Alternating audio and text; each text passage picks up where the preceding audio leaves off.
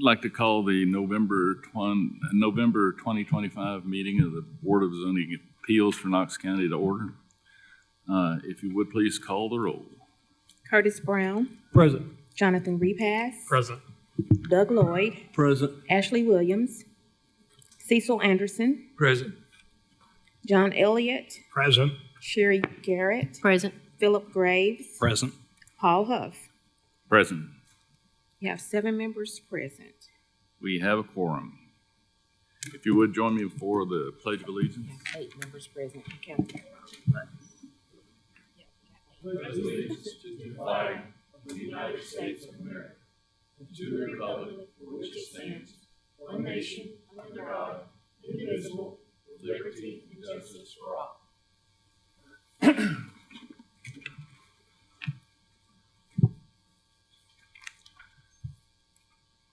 My name's Paul Huff. I'm the chairman of the Board of Zoning Appeals. To my right is Mr. Curtis Brown, my vice chairman, and to his right is Mr. Mike Moyers, our law director representative. We have additional people present from Knox County Codes and Engineering. Steve, would you introduce who you have? Yes, we have myself, Steve Elliott, Miranda Ward, Kelly Vaughn, and Whitney Warner from Knox Planning. Thank you. Our voting procedure requires a simple majority of the board members present. Today there are 8 members present. A majority of 5 will be required to pass or deny anything present. At this point, I'll ask for approval of the minutes from last meeting. So moved. Motion's been made and seconded. All those in favor, please say aye. Aye. Those opposed, motion carries. Knox County Board of Zoning Appeals is authorized to grant variances and hear other matters by the Tennessee Code and the Knox County Zoning Ordinance, specifically 6.60 Board of Zoning Appeals. These laws prescribe strict parameters, the meeting of which is required to grant a variance. The burden of proof that an application meets these parameters rests on the applicant. Quoting from Knox County Code of Ordinances 6.60.04 variances, the purpose of the variance is to modify a strict application of the specific requirements of this ordinance in the case of exceptionally irregular, narrow, shallow, or steep lots or other exceptional physical conditions whereby such strict application would result in practical difficulty or unnecessary hardship, which would deprive an owner of the reasonable use of their land. The variance shall only be used where necessary to overcome some obstacle which is preventing an owner from using their property as the zoning ordinance intended. For each matter, the clerk will read the request into the record. The chair will then ask if the applicant is present. The chair will then ask if there is opposition or other speakers who wish to present. You do not have to come forward at this time. Once we determine the speakers for an item, we will call on governmental agencies such as Knox County Codes, Planning, or Engineering to make statements regarding the facts pertinent to the property and background of the request. Board members may ask questions of the governmental agencies once they have made their statements. The chair will then call on the applicant to come forward, state their name and address for the record, and present their evidence and reasoning supporting the granting of a variance. If there is no opposition, the applicant has 10 minutes to present their case. If there is opposition, the applicant and opposition each have 15 minutes. After the applicant's presentation, the board members may ask questions of the applicant. The chair will then call for opposition or other parties who have up to 15 minutes to speak. This 15 minutes applies to all parties, so if there are multiple parties who wish to speak, please determine how you are going to divide your time beforehand. After the opponents present their opposition, the board members may ask questions of the opponents. Finally, there will be a discussion of the case by the board, during which time board members may ask further questions of parties that have already testified. The board will then make any determination it deems necessary. Our bylaws allow an applicant at the initial hearing of the matter to request a deferral of 30 or 60 days without prejudice. In the event of a deferral of an application or failure to appear, any opponents may be heard on the record at a meeting where the application they oppose appears on the agenda. Mr. Law Director, if you would please swear in the speakers. All right, if you're here to speak to this body on any item on the agenda, either for or against, if you plan to speak today, please stand and raise your right hand. That everybody? All right, do you solemnly swear or affirm testimony you're about to give me the truth, the whole truth, and nothing but the truth, so help you God? Be seated, please. Are there any changes or corrections to the agenda? Yes, item 4A has asked to be deferred until the December meeting. And I believe Councilor Mullins talked to you about item 4F, deferring that one to December as well. I believe it was 4G. 4G. Yes, so we will defer 4A and 4G until next month. Is that correct, Ben? In Okay. 4G? Yeah, 4G. Okay.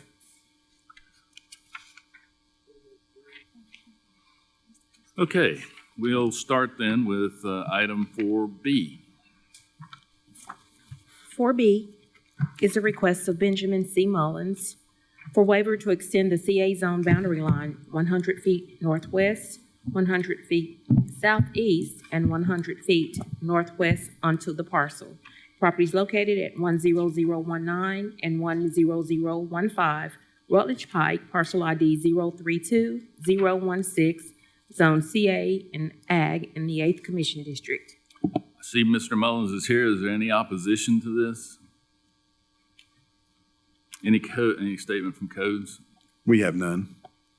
Any questions from the board of the government agencies? Okay, Mr. Mullins, if you would, please state your name and address for the record. Yes, Ben Mullins, 550 West Main Street, here for the property owner 0328 LLC. This parcel, most of it's zoned CA. The owner recently acquired 10019, which is still listed as the address there.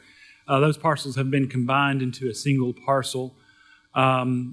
However, even before they were combined, the parcels were both split zoned. There was a sliver of CA zoning at the north west corner of 1009, and of course you can see the zone way it splits on the remainder of 10015. So the zoning lines never really matched up with the parcel lines even before they were combined into one lot. There's an existing strip mall commercial development there on the front of the property. The owner wanted to be able to extend the commercial use and that type of use kind of northeast onto the newly acquired parcel, which is why we're asking that the zoning lines that have been split be extended 100 feet. We're also asking that they be extended kind of on the larger parcel to the northwest. The intent there is to do some type of residential development behind this. The CA zoning allows essentially the same residential uses as the RB zoning does, and so there's an opportunity to do some like a small row of townhomes that are leased on one lot or something like that back there as well. But the zoning lines are just a little wonky, and under the zoning ordinance, this isn't a hardship determination under 3.11.04. This body has the authority to extend those lines by 100 feet, and that's what I'm asking that you all do today.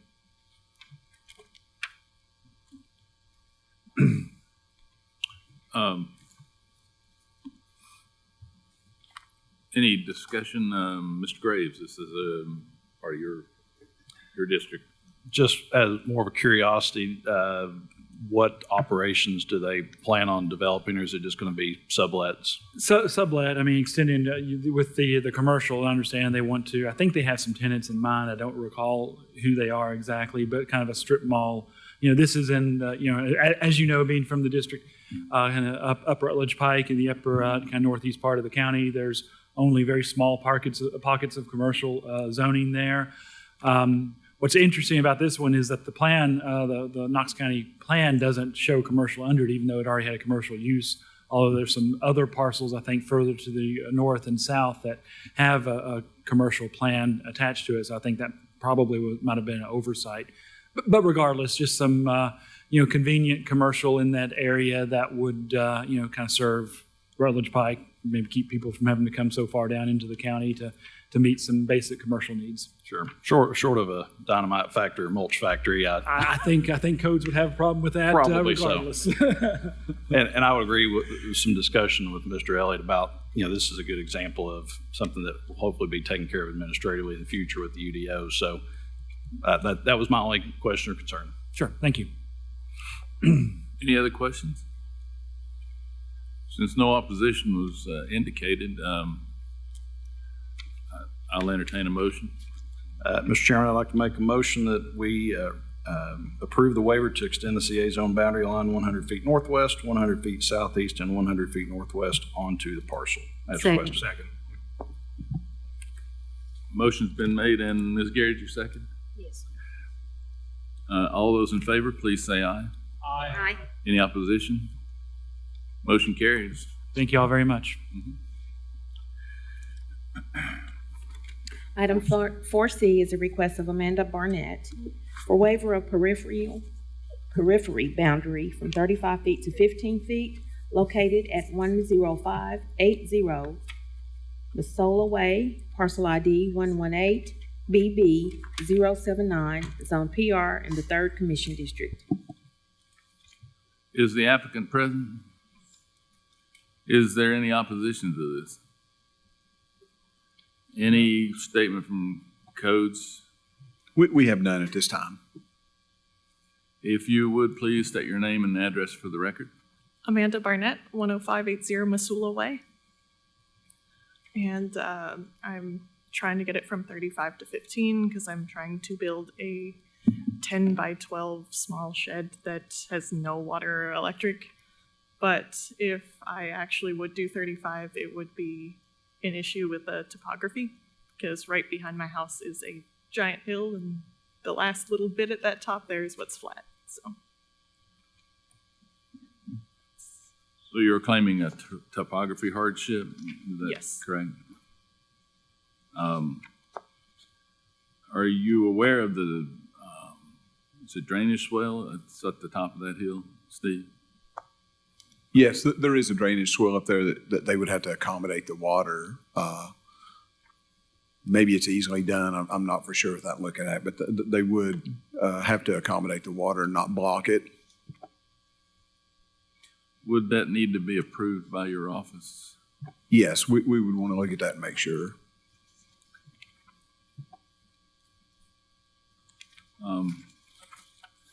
I had just a question of curiosity.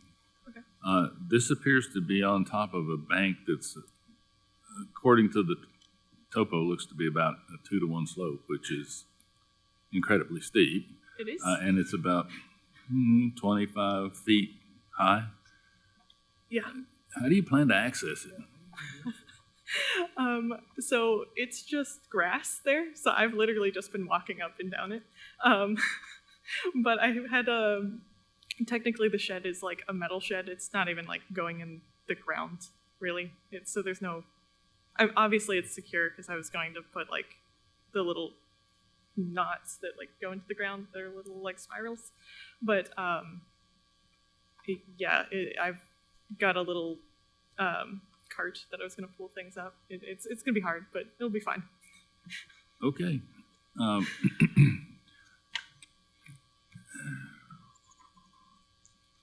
This is in Mr. Lloyd's district. Yes, sir. I went by there last week and took a quick look at it. I think that it would be completely acceptable to allow this variance. Obviously, it's a long way between the property line on this house and the one that sits behind them, and they are certainly topographically challenged. So, I would like to make a motion that we approve this variance. Second. Motion's been made and seconded. I just want to add that for the reasons of topography, we would vote to approve this. Is that correct? With that stipulation, I'm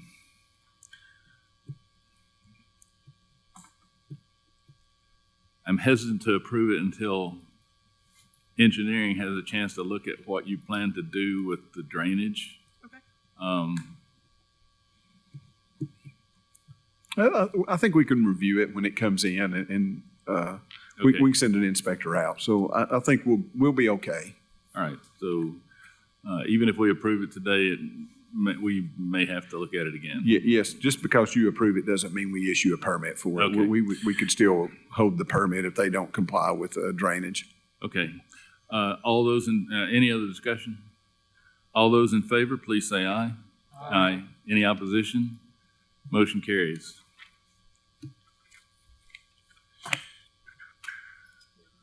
Yes.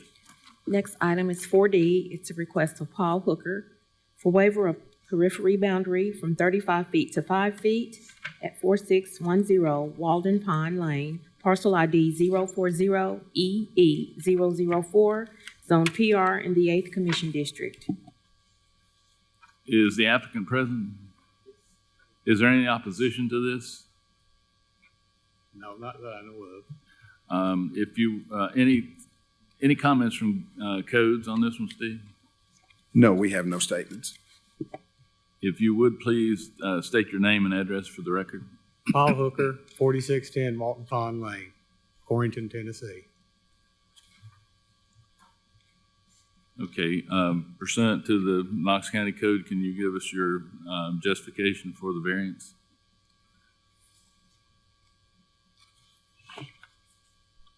Do what now? Tell us why you need. Tell us why you need the variance based on Because my house is sitting 40 feet from the line, and it shows on the paper that we can't build nothing 35 feet. And that's the only level spot I really got to put a storage building. And so I'd like to put a storage building back there. I've cleaned it all up. It used to be all woods. But I cleaned a lot of it up to where I could put something there.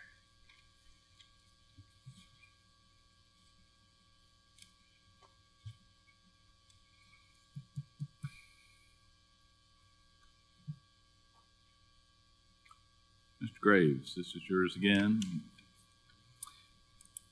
Good afternoon. The size of this shed, is it going to impede it? It does appear that there's a drainage ditch that feeds into that Now, there's detention pond behind it. I can actually lift it up. I mean, I've never seen a whole bunch of water going down through there on that side anyway, because we've got what they call a runoff on the other side of us. Okay. But down in that area, I've never seen water run down that area. I ain't saying it won't, but I can lift it up to where the water can run in under it. Okay. And now, so there is going to be how much distance between the building and the fence line? Well, it's not a fence line, tree line, I guess. It's about 5 feet. I was wanting to come out 5 feet because I've got a tree line that goes all the way down the back of the yard. And so I wanted to come out 5 feet to get past that tree line.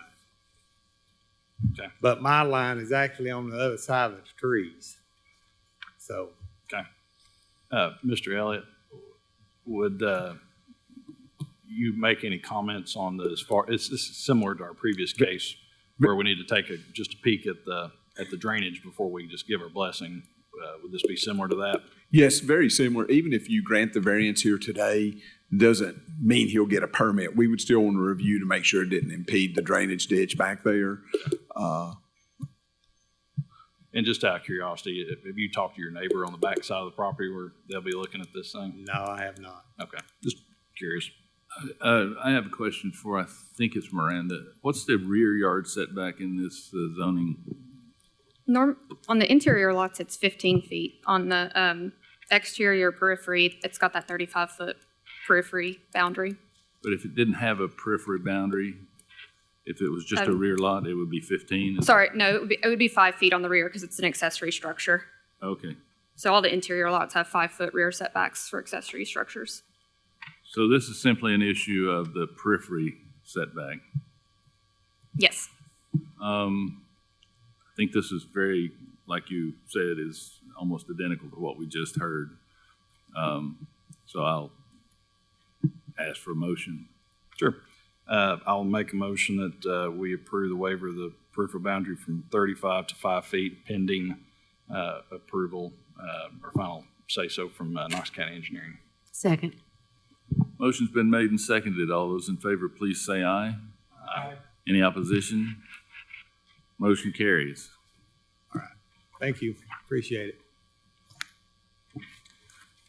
4E is a request of Scott Williams representing Worley Builders Incorporated for waiver of side yard setback from 12 feet to 8 feet, located at 7947 Brownview Road, parcel ID 091HF008, Zone RA in the 6th Commission District.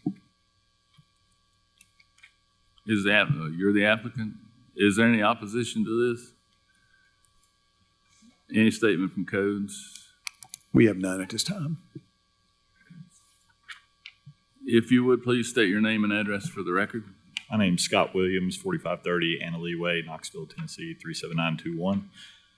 I'm engineer land surveyor here on behalf of the property owner. We're asking for a variance on the side setback on lot 8, as you see up there on the south side of that lot, where it shows 8.4 feet. That house is a 2-story, so it requires in the RA zone a 12-foot setback on that side. And what occurred is the house, because of the odd shape of the front of the lot, imagine the garage goes in on the south side, where it's left side if you're facing it from the road down the cul-de-sac down there.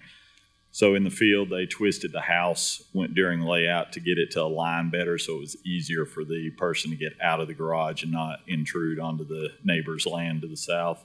And when they did that, they pushed the back of the house to inside the 12-foot setback back there. So we're asking for a variance on that. If you guys would do that, we'd appreciate it. So you're representing the owner, but you're not the applicant. I am the applicant. You are the applicant. Working for Worley Builders? Yes, Okay. they're here, but I represent them.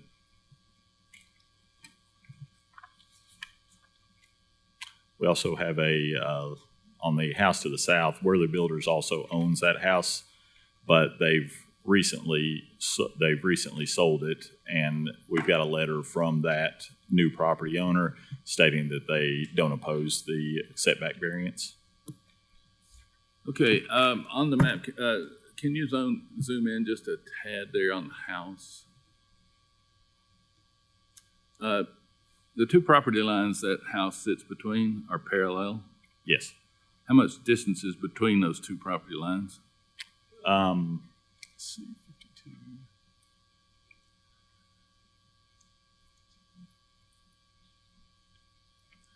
I believe there's probably 75 feet between them, if I recall.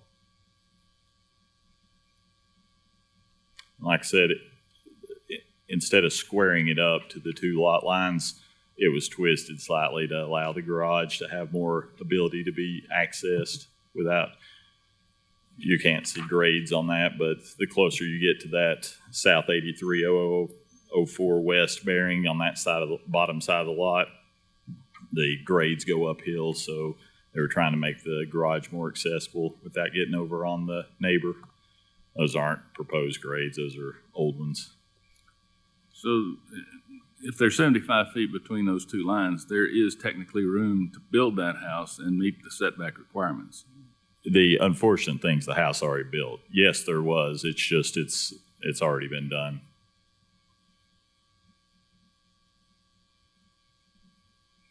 It would have made it very difficult to be able to enter that garage. The reason stated on the application, one of the reasons, was that the house was changed from 1-story to 2-story. That also occurred in the field, but either way, the twisting of the house also would have needed to be done to make the access to the garage a little bit easier. But yes, if it had been 1-story, there wouldn't have been a need, because RA zone changes from 1-story to 2-story. What the setback is goes from 8 feet to 12 feet. So that's correct. It was also changed during the siding of the house. Miranda, do you have any record of a single-story house being proposed on this property? No, the structure drawings the permit was approved as a 2-story dwelling. We didn't have any kind of plans for a 1-story on this lot. Yeah, that likely would have been preliminary when the site was being walked with the proposed owner.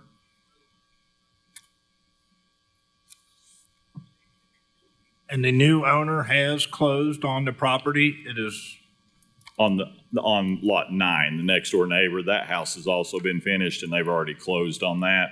And we've got a letter from them because that's the one that would be affected mostly by that. and what about the property we're talking about? Has that completely changed hands and been closed on? It's not been closed yet. Friday this week. So it's still Worley Builders owned, but this week it'll be change hands. How was this issue discovered? Just in the field. Once we got to looking at it, the property owner was looking, or the future buyer was looking at it, and he asked the question, and we figured it out. So it wasn't, how did this get past inspection, survey? Like I said, it started out as a 1-story. We thought we were siding 1-story. It changed to 2-story, and we just missed it. That's the only way I can explain it, but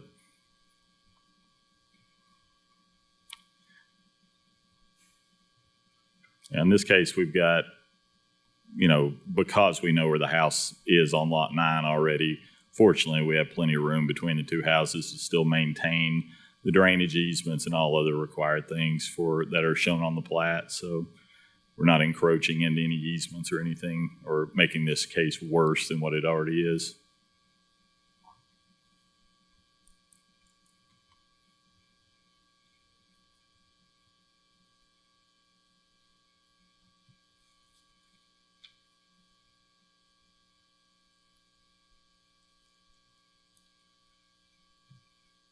Well, speaking for myself, I'm sorry, but I don't find any of these arguments compelling. I'm sorry. I don't find any of these arguments compelling. I realize the house is built already, and I understand. I would think from a code standpoint, the way that the pie shape on the front of the lot would cause that driveway to not be able to be accessed properly on the site could give you the ability to warrant a variance on that. which side of the house is the driveway you're talking about? Is it the side with the 12-foot, 9-inch? Yes, sir. No, it's on this side here. No, where the no, no. cursor- I'm sorry. The 11.3. See where the arrow is on the. Yeah, that's the garage. So you can imagine coming from the cul-de-sac up to the house, you're turning right into the house. And by twisting the house, it made it easier to get into that garage. If you had it straight with the two property lines, it would have been more difficult. And I know you can't, it just looks like flat on a piece of paper, but there's grade coming uphill starting off at the edge of lot 8 coming up to lot 9. There's a pretty good grade difference coming up through there. So we're trying to fit the topo as best we could. What's the grade behind the house? Behind the house? There's a drainage ditch about 8 feet behind the house. And then beyond that, it drops off pretty quick. I don't know what the slope is, but it drops off.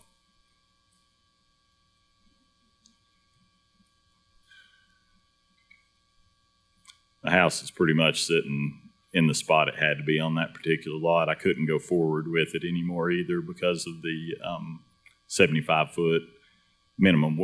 The front setback essentially was set where the 75-foot of width on the lot began for that particular lot.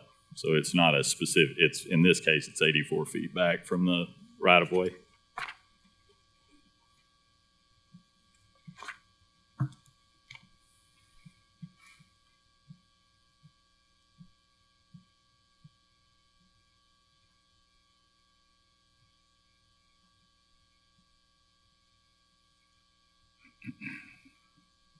So if I get you right, sir, you're saying that as a builder, you was responsible for the layout? Yes. And because of that, you made the mistake as far as where it's actually built and the lines? Yes, we thought we had more flexibility because if it had been a one-story, we'd have had a lot more But flexibility. I thought you said that it was always considered a two-story. Well, the codes department never saw anything that had to do with one story. Lots of times when we get in the field, we're laying out per what a custom owner would like to see, and they have multiple house plans. And in this case, it is happened to change from a one-story to a two-story. And we had already made the rotation, and we just did not catch it and go back and make the change to be able to put that thing. We would have had to square it back up and move it back to the right some, or up the page in this case, to get it to fit in between the two setbacks. And it just wasn't done. So you, as the builder of Worley Brothers, are responsible for the mistake. Yes. What kind of building is this? Is it a slab on grade or? Yeah, they're slabs. Are there any potential title issues or anything down the road that this might affect? If you asking me. Just anybody that can answer that. I'm just curious. Is that something we're thinking of?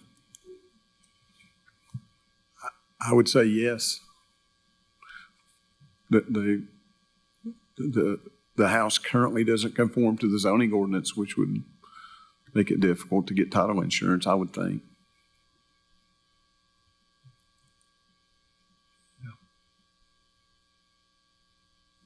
And was the house built for a custom, was the custom house built for a client or? Yes. Okay. Yeah, all these are.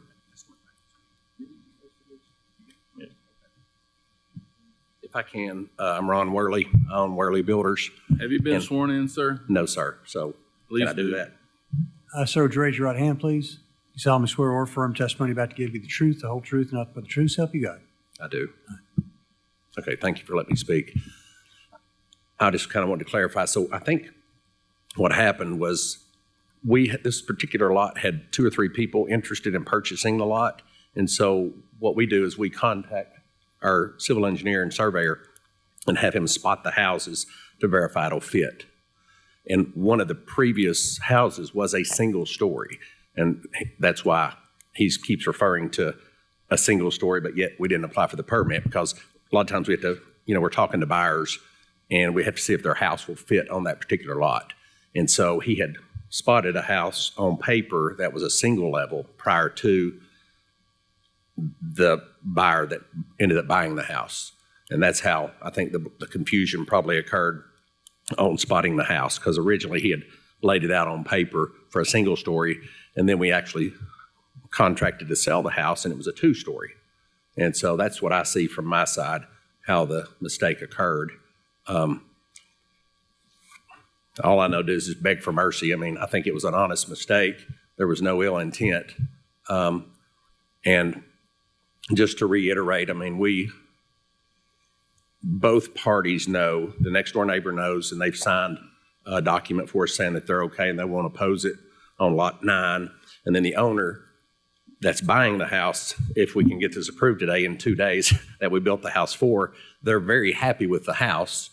It's just once we discovered that this violates the side setback, they want us to clear it up first. They're actually talking to us about buying another house on the other side of them. So, I mean, they're very happy, and no one in that area is in opposition. And so all I know to do is just tell you the facts and just beg for mercy. So the house currently is under contract? I'm sorry? The house is currently under contract? Yes, yeah, we custom built it for the buyer. Yes. Yeah, it's over a $600,000 house. And they're happy with the house. They love it. They just don't want to have a setback issue. And we told them we'll go to bat for them. Between us and engineer, we built it where it was spotted, and no ill intent, just trying to make it right now. They're very happy. They're excited about closing. They just don't want to have any kind of lien on their property or any issues. Steve, did you say that if it stays like it is now, that they would have a problem with getting the title insurance? Well, it's not going to comply with the zoning ordinance, so Right. if we ever had to write a zoning letter on it, which oftentimes happens when property's sold, we would have to say there's a non-conforming condition that exists. I guess we've already issued the CO, but I think we would have a hard time permitting any future additions or anything to the home if it's non-conforming. Well, we discovered this between us and the surveyor and the homeowner, on our own. It wasn't the county, we just tried to do our due diligence properly, and we discovered it, and so we're just trying to make it right. But it would, like I say, it would be a problem with that piece of property. I mean, it would be a violation, so, yeah. Well, you could have flipped the footprint of that house over and put the garage on the other side, and you wouldn't have issue getting in the driveway. Well, yeah, that's true, yeah. When we grade the lots, we grade them and predetermine on the site plan, when we do the grading, if it's going to be what we call a left-hand garage or a right-hand garage, based on what's most suitable for drainage for that particular lot. And so this lot was developed with having what we call a left-hand garage in mind, and that's what we built. Even though a left-hand garage is a problem getting in because of the property line, which I don't understand. I mean, why would you do that? I think I know where this is going to go. But I'm going to tell you, I'll accept that it was an honest mistake. Yes, sir. But it's an extraordinarily careless mistake. Yes, sir. And I will say that, I'm a second generation. I've done this for 34 years, and we're not perfect, but this is the first time we've ever done this in 34 years. And it's not anything we take lightly. Promise it'll be the last? I promise you, I'll never try to do it again. I'm not perfect, but we always, if we mess up, we try to make it right. And I promise you, we will verify. And our engineer, Scott Williams and Associates, he has a great reputation. I'm a second generation builder developer here in town. And I'd like to believe that we have a reputation on being honest and trying to always do things right. So I promise you, we'll always try our hardest to do things right. Any other discussion? Who is this? Mr. Elliott. Yeah, I'll go ahead and make a motion, and I'll just second what Mr. Huff. This board is not really here to fix mistakes. They're here to address topographical or some weird situation that somebody runs into. We're not here to fix mistakes. And it was a shame that it was missed, it appears, multiple times. So hopefully we can address that and fix it. But I do appreciate you being so transparent and Yes, sir. honest. And I've certainly made mistakes. We all have. So I do appreciate you being so transparent and honest. I think the one thing that we could lean on that this board does have some authority over is any, real undue financial angst that a situation might cause. And I think having to demo the house or a portion of the house would certainly qualify as that.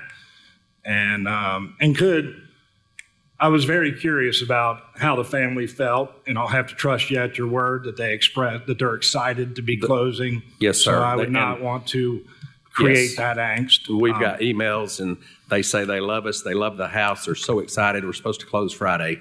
Right. It's just that we had to, schedule this for this meeting, and it just happened to be a couple days before closing. And so we told them all we can do is represent you the best that we can and clear this up for you. Well, obviously, this is a challenging one for the board, but we'll see how everybody votes. I'm going to go ahead and make a motion that we grant the variance for the waiver of the side yard setback from 12 to 8 feet along the southern side of lot for a 2-story house. And I'm going to say that we're basing that on potential financial hardship. I'll second. Motion's been made and seconded. Any discussion? All those in favor, please say aye. Aye. All opposed? No. Who else was no? Okay. 2 noes. Yeah, 5 to 2. 6-2. You've got your variance. Thank you so much. Appreciate it. Item number 4F is a request of Ryan Coleman for waiver of east side yard setback from 50 feet to 10 feet at 3604 Neal Drive, parcel ID 038NB00201, Zone PC in the 7th Commission District. Is the applicant present? Is there any opposition to this? Any statement from codes? We have none. If you would, please state your name and address for the record. Sure. Ryan Coleman, 1718 Capitol Avenue, Cheyenne, Wyoming, for Stronghold Assets Incorporated. You're a long way from home, sir. I live here. I see in your application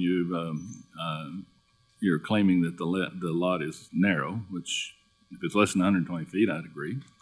Is there any other evidence according to the codes that you want to present to? The county's just been wonderful to work with.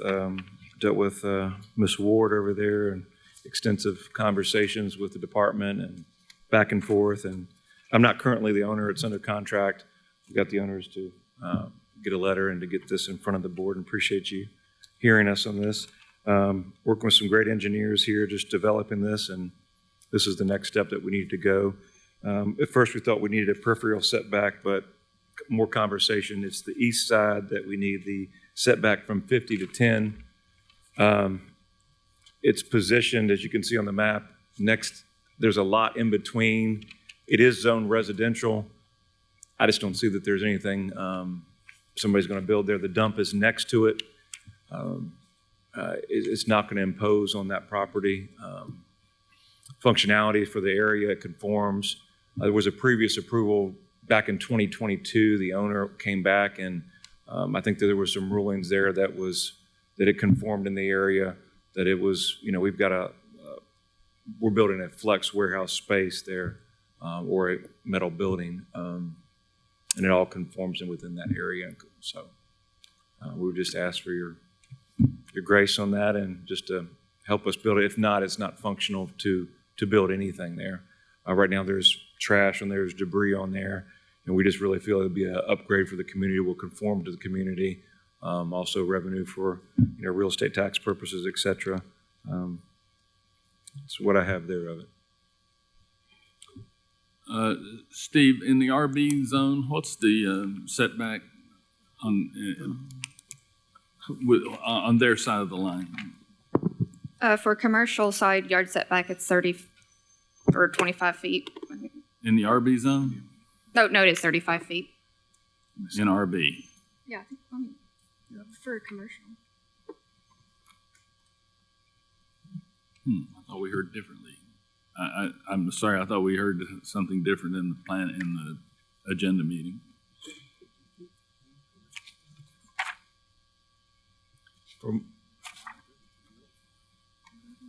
Yeah, it would be 25 feet in the RB for a church or main or accessory buildings other than dwellings. Okay. So you've got a 50-foot setback on the RB side of the line and 50 feet on this side, on the PC side?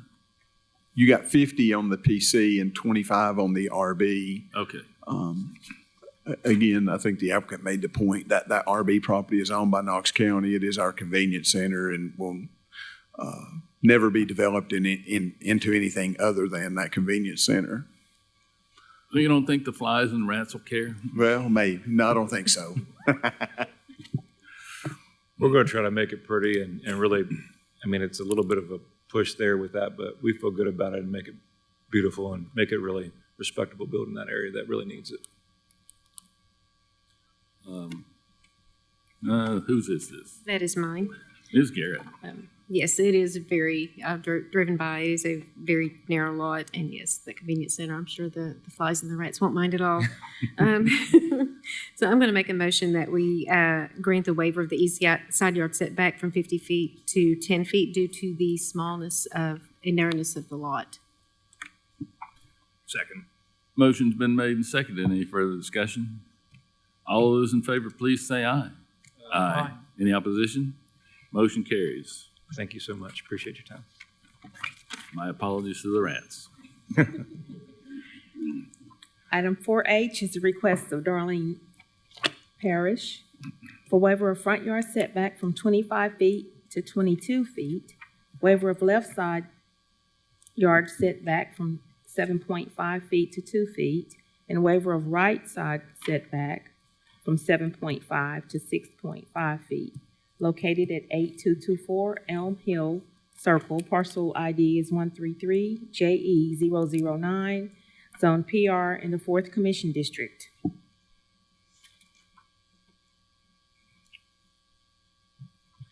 Is there any is the applicant present? I see you're here. Any opposition to this?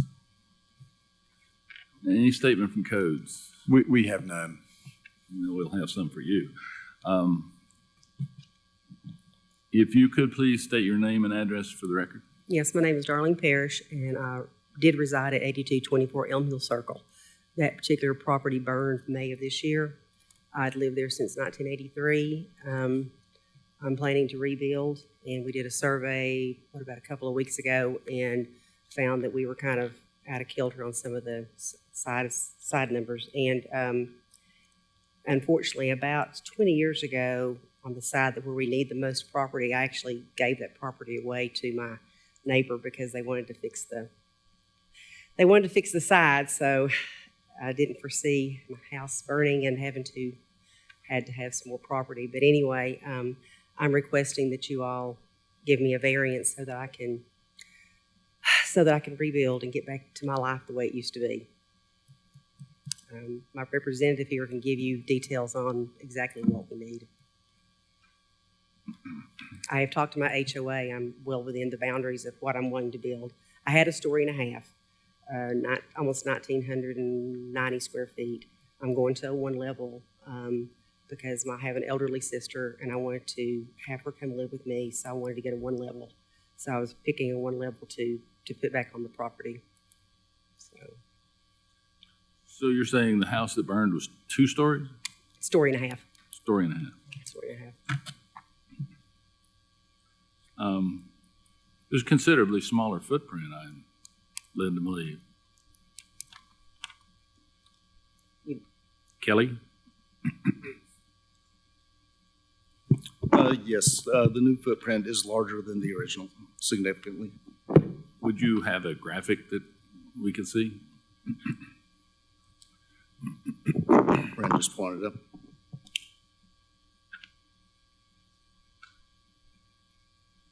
I'm not sure. Was your site plan that you submitted, was it drawn to scale? Or, because that's what this overlay is based off of, so I'm not sure how accurate it is. I would say it's within 1 to 2 feet. Yeah, so the previous image that we had on the screen was from a TAPS report. Excuse me, have you sworn in, sir? Yes. State your name. State your name and address. My name is William Lang. I'm residing at 1404 Bexley Cove Lane, Knoxville, Tennessee. Thank you. Okay. Yeah, so the previous slide that we had up was the TAPS report that's sent over from Mr. Scott Stanley that did the survey for us.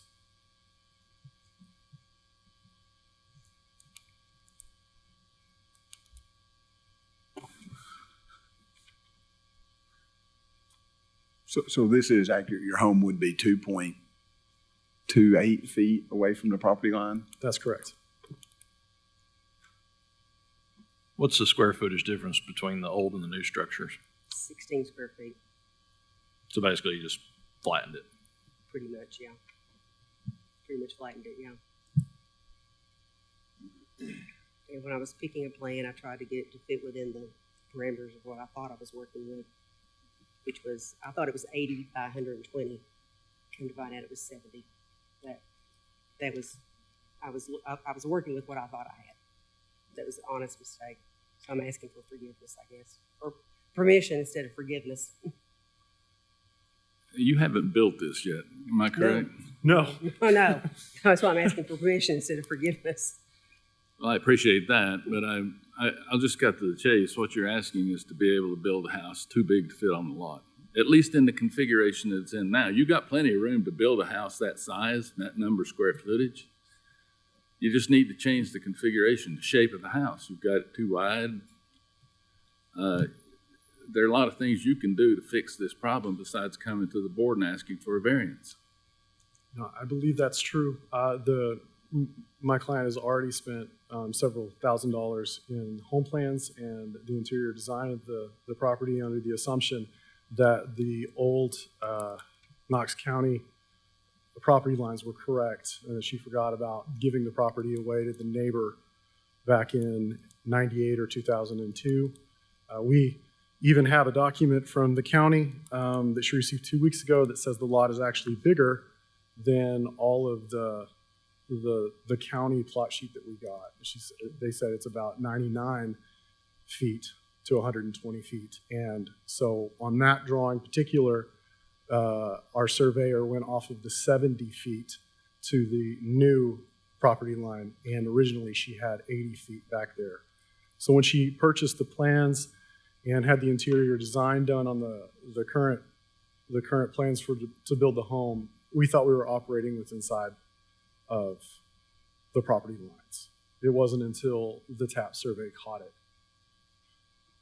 I'm already 6 months into it, and So if I get this, let me see if I got this right. You designed the home before you knew how big your lot was. no, I was working off what I thought the property was. I had dimensions of 80 by 120, so I was looking at plans that fit 80 by 120. So, But that's not how big your lot was.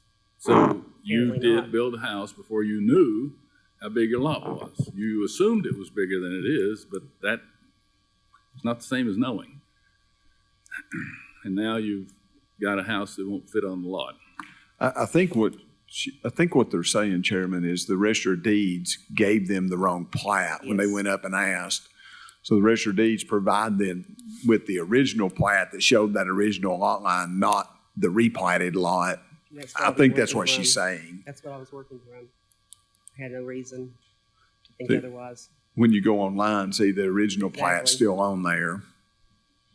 Because the plats don't change when you change a property line, right? No, they do. They do. The lot was replatted to the current configuration in 2002 to this configuration. And I think she went to Register of Deeds. They were confused and gave her the plat of the original lot, not the new lot. Does that sum that up? So that was an administrative error on the part of the Register of Deeds when she went to that office.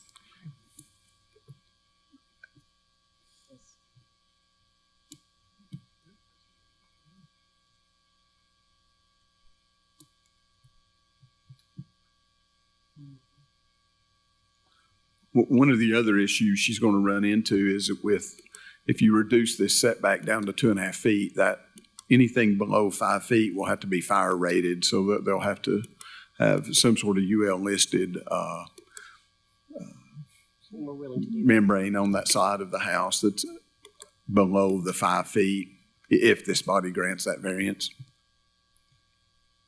I can't see 2.5 feet being a reasonable setback. I can't even put my mower down a 2.5 foot wide strip of property. It's just unreasonable. I'm sorry. No, I understand, sir. And if you look at this picture that we've provided on the screen, the neighbor actually, it looks like never changed the fence line. So from where the edge of the house will be, there's about 10 feet to that fence and about 23 feet to another structure. But the property line is the property line. No, The guy that owns that property now is not necessarily the guy that's going to own it next week, okay? And he may move the fence, okay, and put it on the property line. So you've got to, You've got to honor the property lines.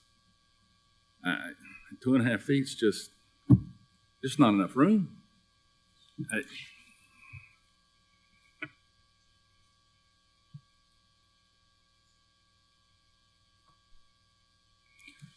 This is Ashley's.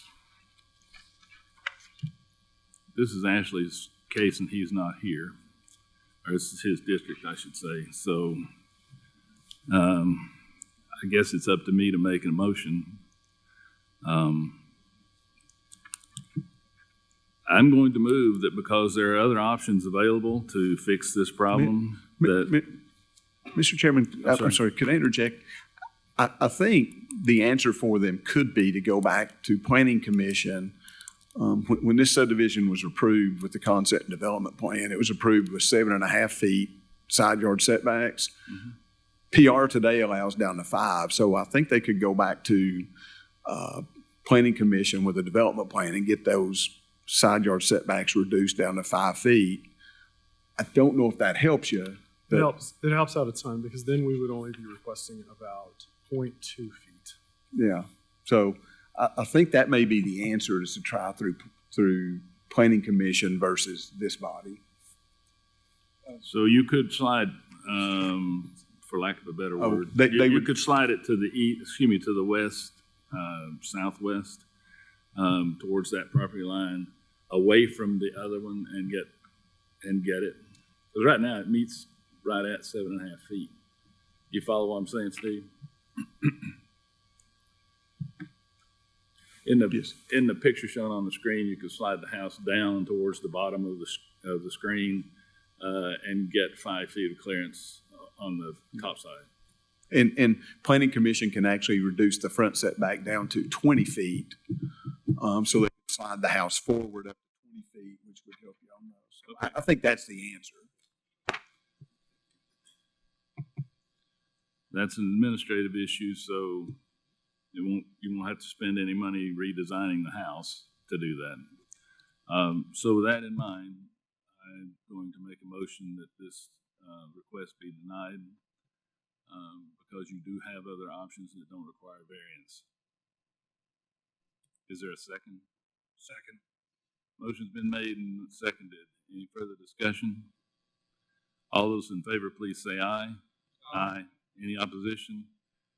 I'm sorry, your motion's denied. Is there any further business to come before the board? We got one more? Yes, we still have 4I. Oh, we do? I'm sorry. You're right. This is Mr. Elliott's. I almost cheated him out of another option to talk. This is the request of Dave Hutchins. Hutchins for waiver to allow parking in the front and side yards and waiver of side yard setback from 40 feet to 30 feet located at 3054 Horseshoe Bend Lane, parcel ID 089-22211, zone VP and TO in the 6th Commission District. Is the applicant present? Is there any opposition to this? Hearing none, if you would, please state your name and address for the record. My name is David Hutchins. It's a typo on the agenda. It's actually Hutchins. I'm at 4625 Newcomb Avenue, Knoxville, Tennessee, 37919. Very well. Anything from codes on this? Yes. I was going nuts up here at the agenda review trying to figure out what they were requesting. So I went down and I actually created this document here and I highlighted. They're asking for a variance on the highlighted areas only. Everything else would comply with the regulations. So the front corner of the building doesn't comply because of the TTCDA, and then those front parking spaces are in the ones highlighted are the ones that are in the front setback. Can you enlighten me as to what TTCDA stands for? I'm going to defer to Whitney Warner. That's her specialty.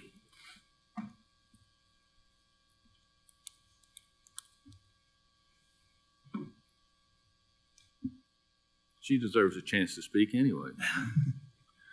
So that's the Tennessee Technology Corridor.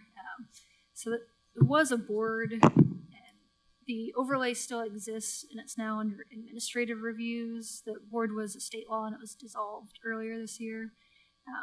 And it just has design guidelines for a certain area along basically Pellissippi Parkway. So I'll take a stab. It's the Tennessee Technology Corridor Development Authority. Yes.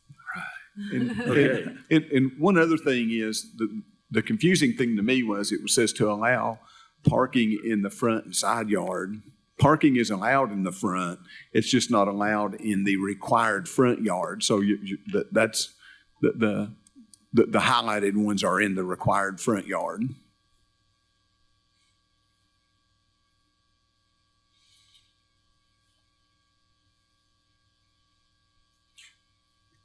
Okay, if you could give us your reasons for requesting a variance for this piece of property. Well, in the technology overlay, BP in the county only exists in the technology corridor. What you see up there is there are setbacks that is, say, TTCDA, which is the technology corridor setbacks. They have their own regulations. And then the BP zones that are listed up there are the business park setbacks. Technology corridor was developed for generally for larger parcels, and the idea is really good. But when you get until you get into parcels that are smaller and can't really be effectively developed at a reasonable scale, this particular property is certainly topographically challenged. We've got a cross slope going from south to north that drops about 21 feet across the site. That's about 9.5% slope. From east to west, we have a slope of about 15 feet. That's around a little over 4% slope in that direction. In order for the owner of the property is developing this for two tenants that need truck access, which is common in this particular area of Horseshoe Bend. And what you'll see is the majority of the lots in this area are all similar in size. And I'll get to it in a minute about what variances have been requested by contiguous properties, 3 of them to the north and east. But truck, semi access and vehicle access on this lot, due to the topography, is best placed at the southwest property corner. And I don't know who's got the pointer. It's right there. So it's on that corner. What happens is, as you go along Horseshoe Bend, the grade keeps dropping. And so you're below, you go so low that it's unreasonable to have anything but an overly steep access for that. And it does not work for larger vehicles like trucks and semis. The perimeter length of the property lines, and what you'll see here, particularly on what's highlighted there, there's a disproportionate amount of what's considered front yard setback on here, which creates a problem.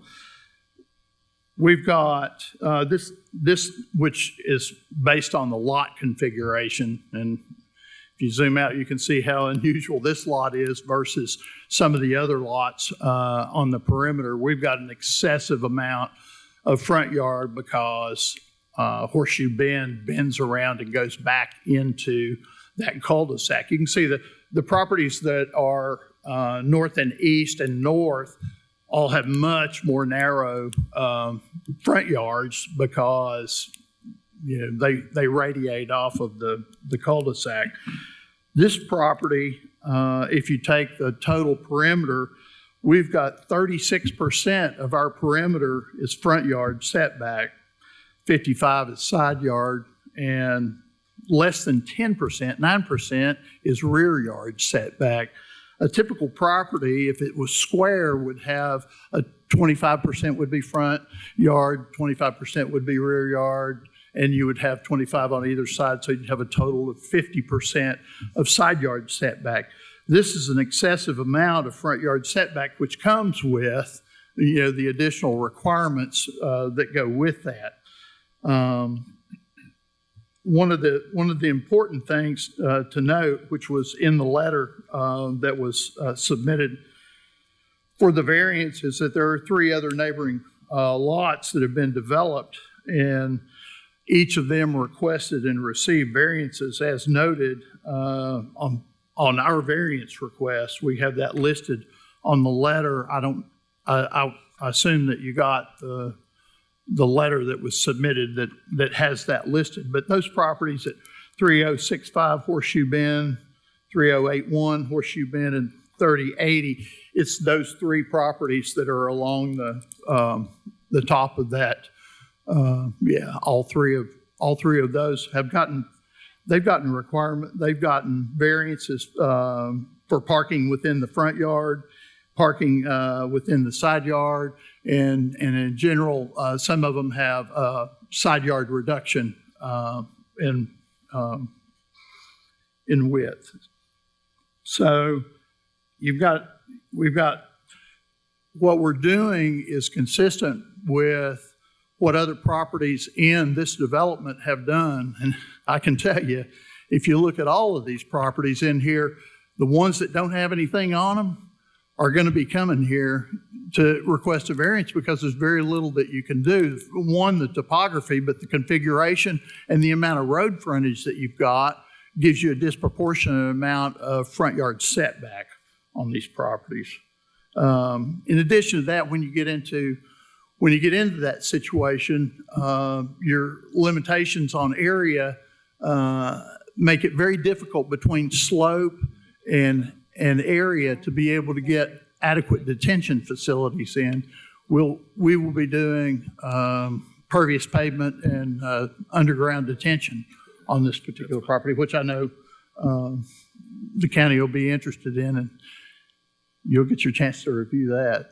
So anyway, that's kind of my summary of what the issues are for us on this particular property.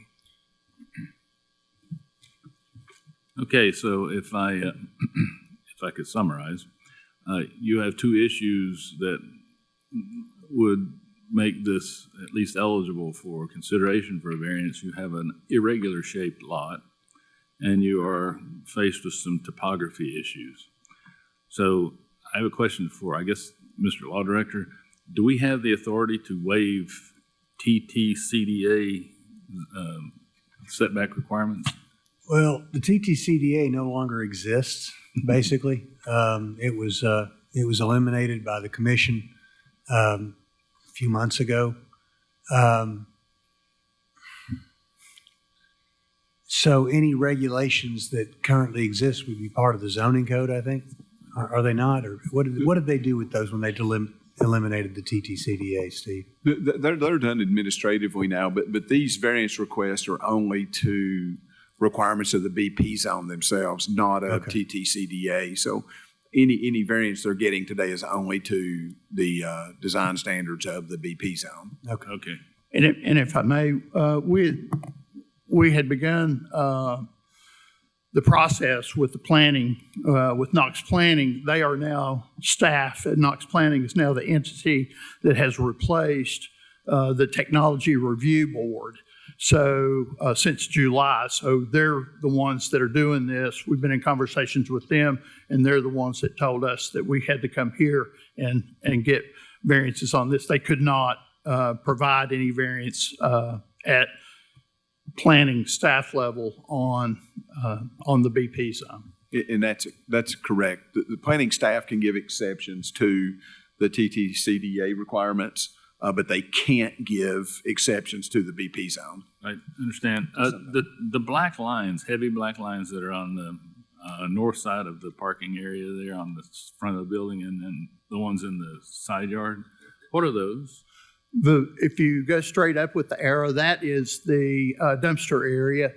If you go to the side, on the other side, that is a retaining wall. Is that a retaining wall on the other side of the building? Below that parking, yes, sir. Okay. And one thing that has to happen, there's the technology corridor comes with some significant landscape requirements. And so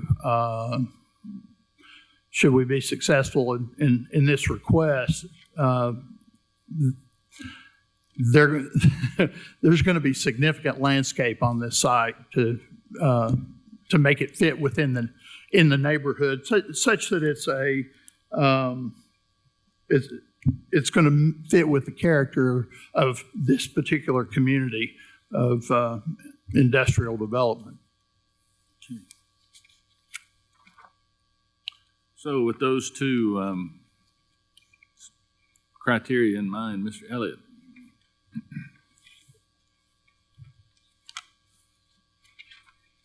Yeah, I guess my only remaining question is, does any change in the building design affect the request on the side yard setback from 40 to 30 feet? Well, we were told, and I believe it was by planning, and I can't tell you specifically because the site civil did that. They were told that is a loading dock, and they were told that could not occur beyond the setback. So that's why that's a BP side yard setback reduction on that side. Also, if you go down to where the middle and to the right, where that bump out and that little retaining yes, sir. wall. Yeah. That's a covered dock, and they consider that like part of the building at the planning level. Now, Knox County codes may look at it differently, but it's open on three sides. It's got a canopy cover over it, and it's probably around 5 feet within the BP setback, which is 40 feet over there. And that request reduction is to 30 on that side. And that's down a really steep slope and allows for circulation fully around the building. So I'm just going to throw this out. I don't know that it's really going to change anything, but considering the fact that the TTCDA setbacks no longer apply, I think that's what I heard, since they've pretty much gone away.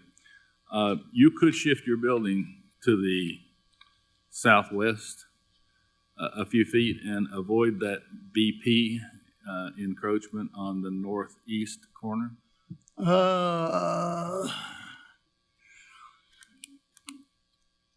It would be tough. We've got